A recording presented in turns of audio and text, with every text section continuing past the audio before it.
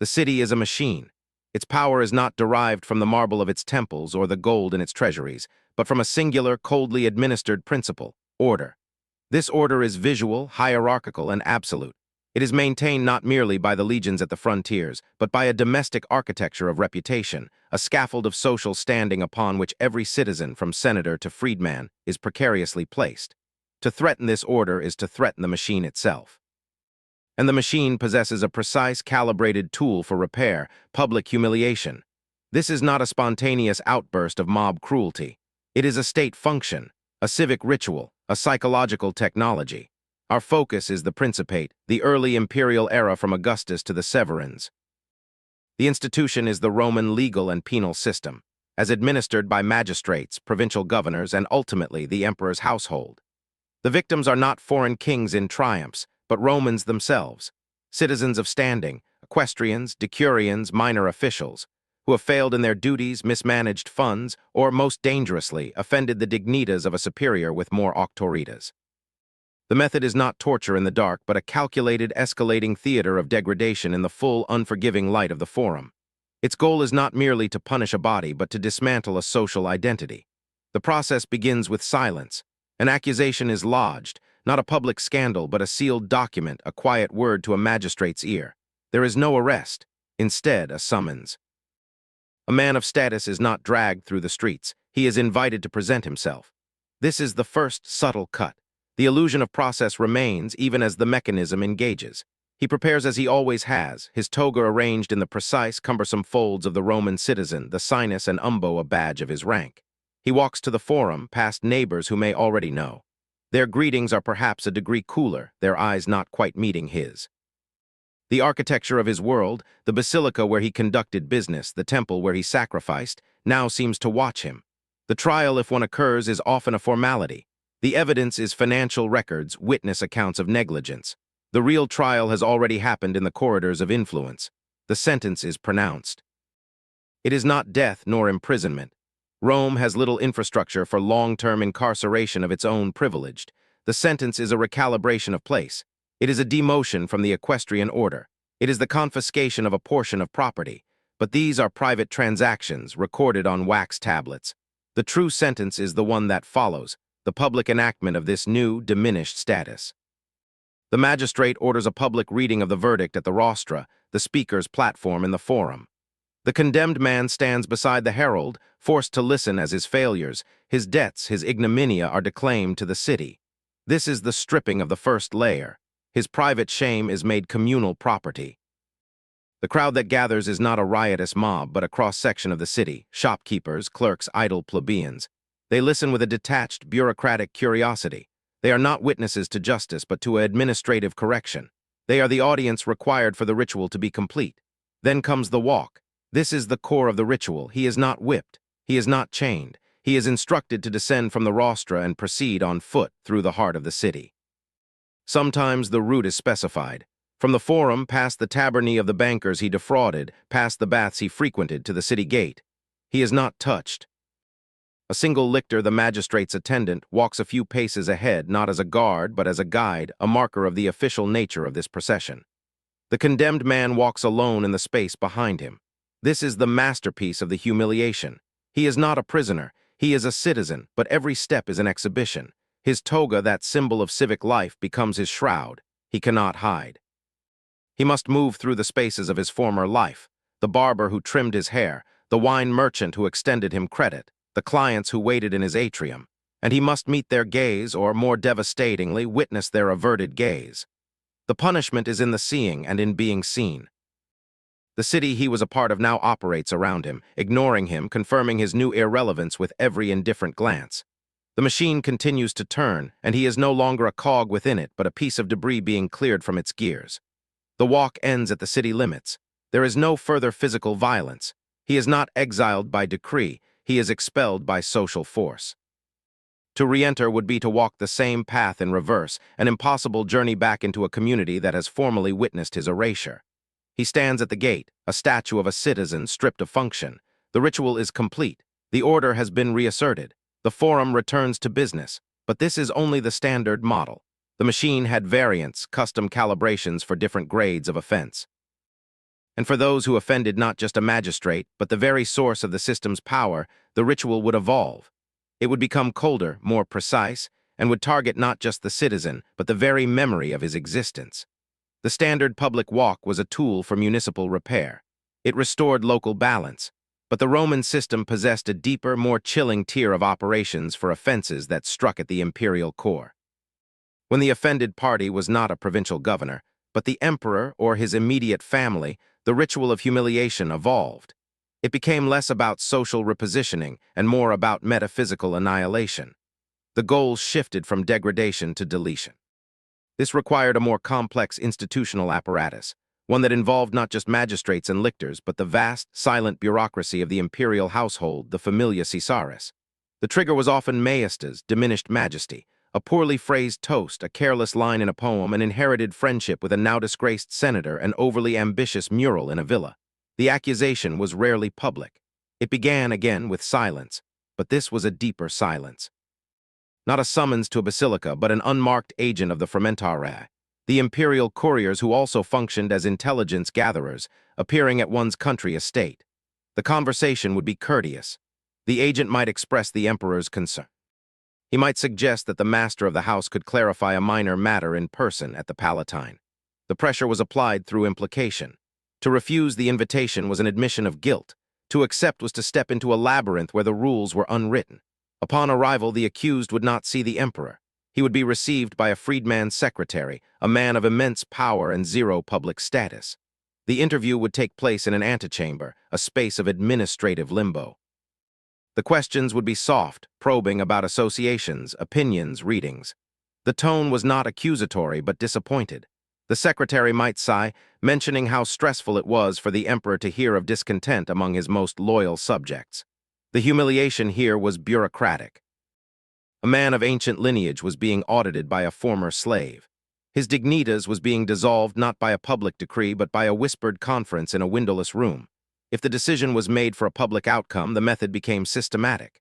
This was not a spontaneous walk of shame. It was a choreographed disappearance.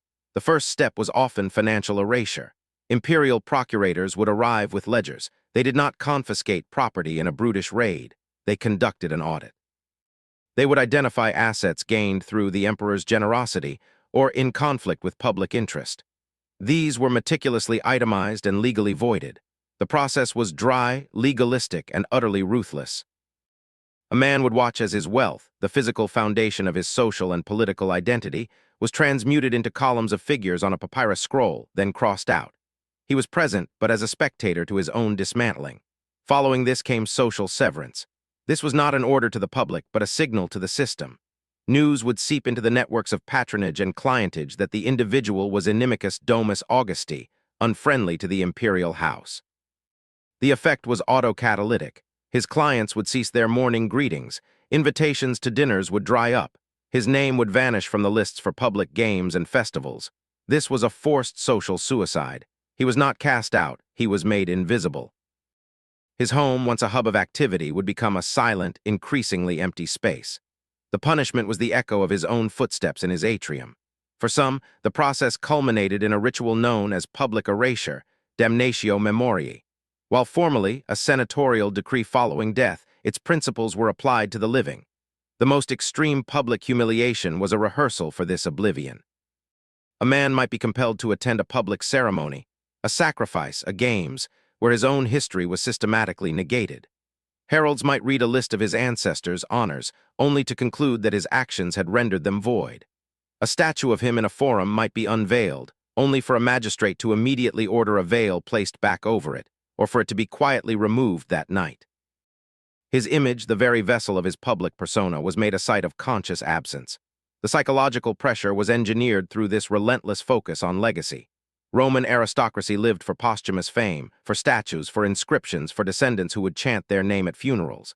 The imperial system threatened to sever that chain. The message was not, "You will die," but "You will never have existed." Your name will be scraped from monuments. Your lineage will end with you. Your country villa will be given to a more loyal servant. Your memory will be a blank space in the archives. This was the true darkness of the escalated ritual.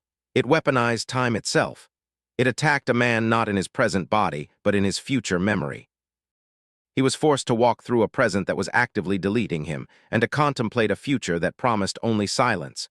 The Forum was no longer just a space of seeing and being seen. It became a theater of preemptive oblivion. The crowd's averted gaze was no longer just shame. It was a rehearsal for the permanent indifference of history. The process was documented, of course, not as a narrative of punishment, but as administrative fact. Entries in imperial ledgers, properties of name transferred to the fiscus, lists of statues removed, orders for name erasures. The documentation was part of the erasure, turning a human life into a series of cold, corrective transactions. The victim, still alive, became a ghost in his own city, haunting the spaces from which he was being meticulously scrubbed. The institution showed its greatest power not in how it could make a man suffer, but in how it could make him disappear while he still drew breath. The ritual, whether municipal walk or imperial deletion, always ended with a return to order. The Forum's business resumed. The ledgers were balanced.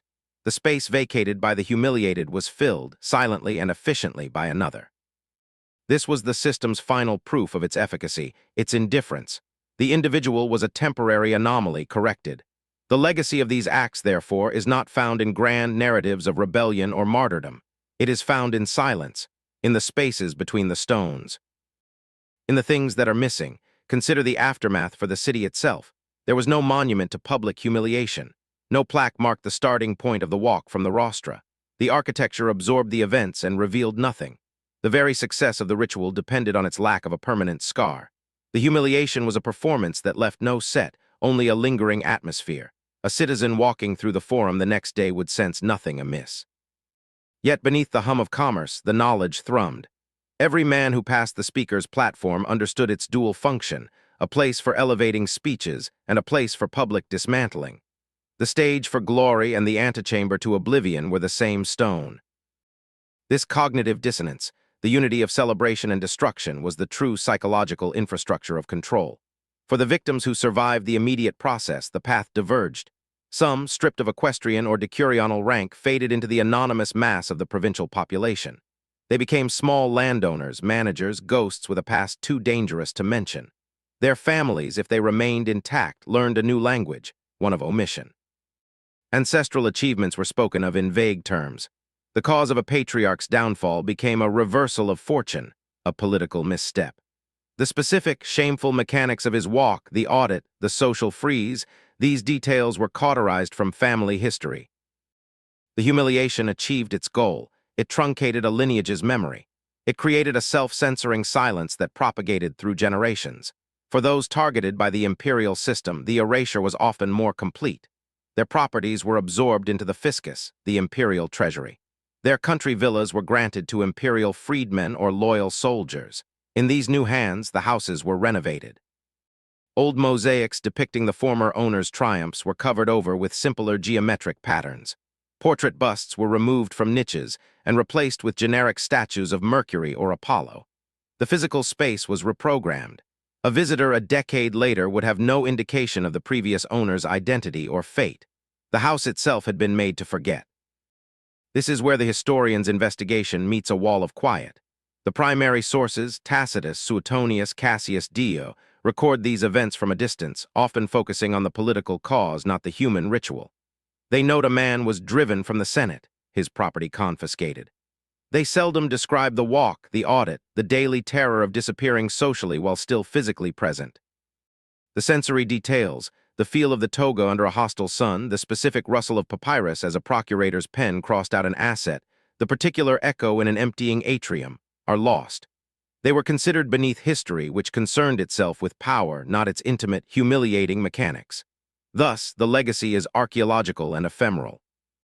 It is found in the palimpsest inscription, a marble slab honoring a municipal benefactor, reused years later as a paving stone. The original inscription is worn smooth by countless footsteps, rendered illegible. Was it simply practical reuse or a quiet, posthumous continuation of a Damnatio? It is found in the empty plinth in a Forum colonnade. The statue it once held is gone, its identity unrecorded. Was it removed for metal or by order? It is found in the family archive that shows a sudden gap in the record. A generation with no commemorative inscriptions, no public dedications, a strategic retreat into obscurity. The most profound aftermath, however, was in the collective psychology of the Roman ruling class. It bred a culture of preemptive compliance, a phenomenon not of fear, but of calculated interior management. Oratory became an art of implication, where the most dangerous thoughts were communicated through what was left unsaid. Friendship became a risk assessment. Even within families, loyalty was tempered by the survival instinct. A son might be advised to distance himself publicly from a disgraced father. This was not seen as cruelty, but as pragmatic lineage preservation. The system's greatest victory was making its citizens agents of their own potential humiliation, internalizing the censor and the lictor. There is no redemption in this history, no moment where the system is overthrown by an outpouring of sympathy for its victims.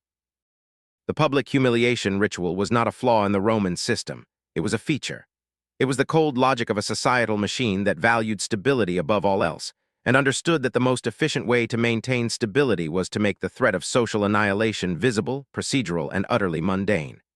The echo that remains is not one of screams, but of footsteps on basalt, not of protests, but of the rustle of a bureaucrat's scroll. It is the echo of a system so confident in its power that it could unmake a man not with violence, but with paperwork and a carefully staged walk through a crowd that had already decided to look away. The legacy is the understanding that the darkest terrors are often administered in daylight, by men in togas, speaking in legal formulae, and that the most effective prisons are not made of walls, but of eyes that refuse to see and of a history that chooses to forget.